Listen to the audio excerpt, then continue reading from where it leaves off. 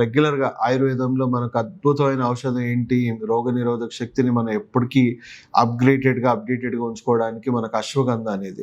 కానీ అశ్వగంధ ప్రతి ఒక్కరు వాడచ్చా అంటే వాడకూడదు. ఏమన్నా క్రానిక్ హెల్త్ ఇష్యూస్ ఉంటే, కొంతమందికి ఆటో ఇమ్యూన్ డిసార్డర్స్, ఎలర్జీస్ ఉన్న వాళ్ళకి వాళ్ళ రోగ నిరోధక శక్తిని బూస్ట్ చేయడం వల్ల వాళ్ళకి ఇంకా ఎలర్జీ ట్రిగర్ అయ్యే అవకాశం ఉంది, ఆటో ఇమ్యూనిటీ పెరిగే అవకాశం ఉంది. సో దయచేసి అలాంటి ప్రాబ్లమ్స్ ఉన్న వాళ్ళు అశ్వగంధ వాడకండి. బట్ మిగతా వాళ్ళందరూ సేఫ్గా అశ్వగంధ వాడొచ్చు. మంచి రోగ నిరోధక శక్తి ఉన్న రోజుకు ఒక టాబ్లెట్ వేసుకోండి 500 mg. కొంచెం వీక్గా ఉన్న ఇమ్యూన్ సిస్టమ్ ఉన్న వాళ్ళు పొద్దున ఒకటి, సాయంత్రం ఒకటి, 2 పూట్లు వేసుకోండి.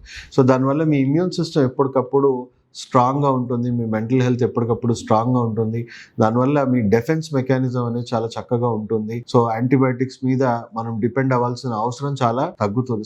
మీకు నేను ఒక గ్లోబల్ హెల్త్ ఎక్స్పర్ట్గా నేను ఇచ్చే అడ్వైజ్ ఏంటంటే, మీ రోగ నిరోధక శక్తిని డే టు డే మెయింటెనెన్స్ అనేది చాలా అవసరం. సో ఇలాంటి హోమ్ రెమెడీస్ అనేది మీరు చక్కగా ఫాలో అవ్వండి. ఇమ్యూన్ సిస్టమ్ని రోజువారీగా బూస్ట్ చేసుకుంటా ఉండండి. అండ్ హెర్బల్ యాంటీబయాటిక్స్ గురించి నాలెడ్జ్ పెంచుకోండి. ఎక్కడ కూడా అనవసరంగా ప్రాథమిక చికిత్సలో యాంటీబయాటిక్స్ వాడకుండానే ప్రకృతి సహజంగా తగ్గించుకునే ప్రయత్నం చేయండి.